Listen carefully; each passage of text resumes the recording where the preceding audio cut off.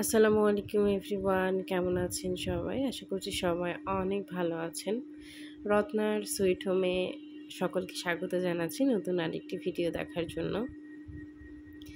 এই তো সকাল সকাল আজকে ভিডিওটা শুরু করলাম।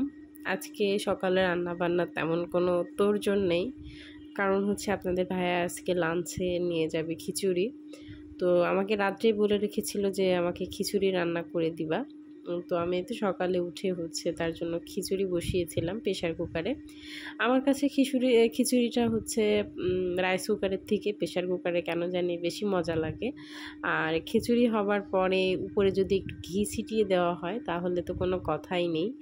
ঘির গন্ধে পুরা ভাত মানে এক নিমিষেই মনে হয় যে শেষ হয়ে যায়। তো এই জন্য হচ্ছে আমি ভাত হয়ে যাওয়ার পরে একটু উপরে ঘি ছিটিয়ে দিলাম। তারপরে হচ্ছে আপনাদের ভাইয়ার লাঞ্চ বক্সটা মানে তার টিফিন রেডি করব। সে প্রতিদিনই বলে কি আমাকে একটু নিত্য নতুন খাবার দিতে। তো আমিও চেষ্টা করি বাসায় যা থাকে সিম্পলের মধ্যেই প্রতিদিন এক দিন এক এক রকম খাবার দেওয়ার, কারণ প্রত্যেকটা মানুষেরই আসলে প্রতিদিন একরকম খাবার খেতে ভালো লাগে না। আর এখন যেহেতু বৃষ্টি হচ্ছে, বৃষ্টির সিজন, এই সময় তো আসলে খিচুড়ি হলো কোনো কথাই নেই। খিচুড়ি হলে জমে যায়। তো তাকে আমি জিজ্ঞাসা করেছিলাম যে 2 বাটি ভাত দিব? তো বলল যে হ্যাঁ দাও। পরে আবার আমি আর 1 বাটি ভাত দিয়েছি, 3 বাটিতে ভাত আর 1 বাটিতে হচ্ছে ডিম ভাজি দিয়েছি। তো 1 বাটি বেশি দিলাম, হচ্ছে তার কলিগরা আছে খেতে পারবে আর কি, এজন্য 3 বাটি দিয়েছি। এদিকে হচ্ছে টিফিন লাঞ্চ যাই বলেন, আমি তো টিফিনই বলি আর সে বলে লাঞ্চ। যাই হোক, তার লাঞ্চ রেডি করার পরে হচ্ছে আমি মেয়েকে স্কুলে দিতে যাব। তো আমি হচ্ছে তো মানে লাঞ্চ বক্সটা রেডি হয়ে গিয়েছে। আর ওইদিকে হচ্ছে আমি চুলায় গরম পানি বসিয়েছি, ওটা দেখেছেন। আমি বেশ কয়েকটা দিন ধরে গরম পানির সঙ্গে একটু মধু দিয়ে একটু হচ্ছে লেবু চিপে খাচ্ছি, মানে লেবুর রসটা। তো চলেন তাকে আগে বিদায় দিই। তাকে বিদায় দিয়ে তারপরে হচ্ছে যে আমি গরম পানি খাবো, লেবু গরম পানি আর হচ্ছে মধু। প্রতিদিনই চেষ্টা করি তাকে হচ্ছে ছাতাটা দিয়ে দেওয়ার, কারণ এখন যেহেতু বৃষ্টির সময়, যে কোনো মুহূর্তে আসলে বৃষ্টি নামে। এই রোদ এই বৃষ্টি এরকম একটা অবস্থা। তো এই দেখা যাচ্ছে আকাশ পরিষ্কার, কোনো মেঘ নাই, মানে বৃষ্টি নাই, কিন্তু একটুখানি পরে আবার বৃষ্টি নেমে যাবে। তো এই তো সে হচ্ছে বাসা থেকে, আপনাদের ভাইয়া বাসা থেকে বের হয়ে গেল, মানে বিসমিল্লাহ বলে বাসা থেকে চলে গেল সে। আবার আসবে সেই সন্ধ্যায়। এই হচ্ছে চাকরিজীবীদের অবস্থা, সকালে বাসা থেকে যায়, সন্ধ্যায় বাসায় আসে। তো তাকে হচ্ছে দিয়ে এসে আমি তো আমার সকালের খাবারটা রেডি করে নিচ্ছিলাম। চেষ্টা করি সকালে এটা খাওয়ার। এটা খেলে না, আমি বেশ কয়েকটা দিন ধরে খেয়াল করছি আমার একটু গ্যাস্ট্রিকের সমস্যা হচ্ছে, কিন্তু তারপরেও আমি খাচ্ছি। পানিটা এদিকে চুলায় বসিয়ে গিয়েছিলাম, আর পানিটা আসলে বেশি গরম হয়ে গেছে। এটা হালকা গরম হলে বেশি ভালো হয়, তাড়াতাড়ি শেষ হয়ে যায়। তো আমি হচ্ছে এটা গুলিয়ে রেখে দেবো, একটু পানিটা একটু ঠান্ডা হলে তারপরে খাবো আর কি।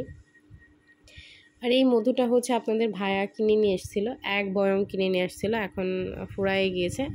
মধু দেখলে তো আমার ছেলের মাথা কাজ করে না, সে মধু খেতে খুবই পছন্দ করে। তো তাকে মধু দেখলে মধু দিতেই হবে, এরকম একটা অবস্থা। এই জন্য হচ্ছে আমি রান্নাঘরে নিয়ে এসে সেরে রেখেছি, যাতে তার হাতের নাগালের বাইরে থাকে আর কি।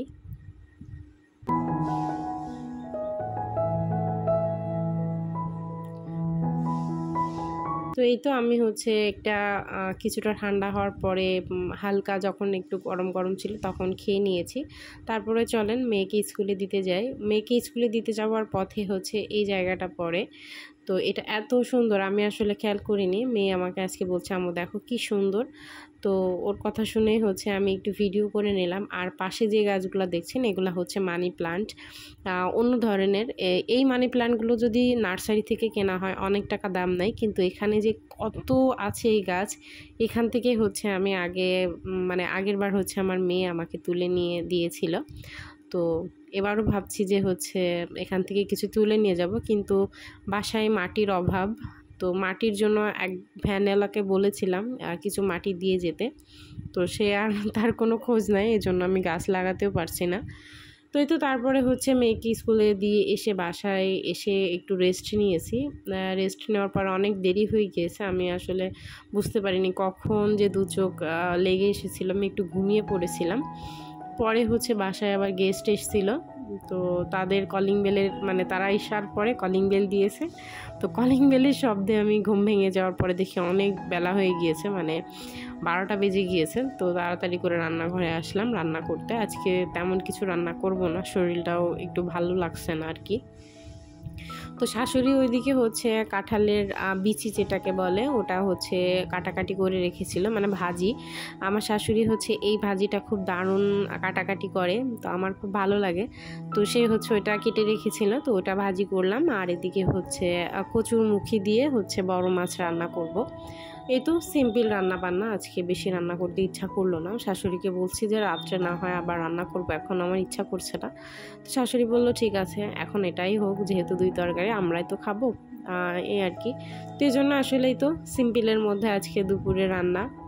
আলহামদুলিল্লাহ, যাই খাচ্ছি আলহামদুলিল্লাহ আলহামদুলিল্লাহ।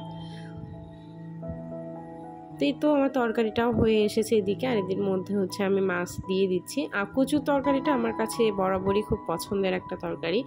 পুঁই শাক দিয়ে কচুর মুখে দিয়ে রান্না করলে আরও বেশি ভালো লাগে, আর যদি সাথে থাকে একটু ধনেপাতা, কিন্তু আমাদের বাসায় আসলে ধনেপাতা ছিল না, এজন্য হচ্ছে দিতে পারিনি। আর আমাদের বাসার পাশে দেখেন পানিতে কি অবস্থা, মানে এখন চারিপাশে হচ্ছে আমাদের বাসার চারিপাশে হচ্ছে আপনার পানি, পাশে একটা পুকুর আছে, সেই পুকুরটা একদম ভরে গিয়েছে। আর চারপাশে এরকম পানি, কি করব, বৃষ্টির সময় হলে এরকম পানি হয়, মনে হয় যে কখন না জানি ঘরের মধ্যে সাপ পোকা ঢুকে আসে।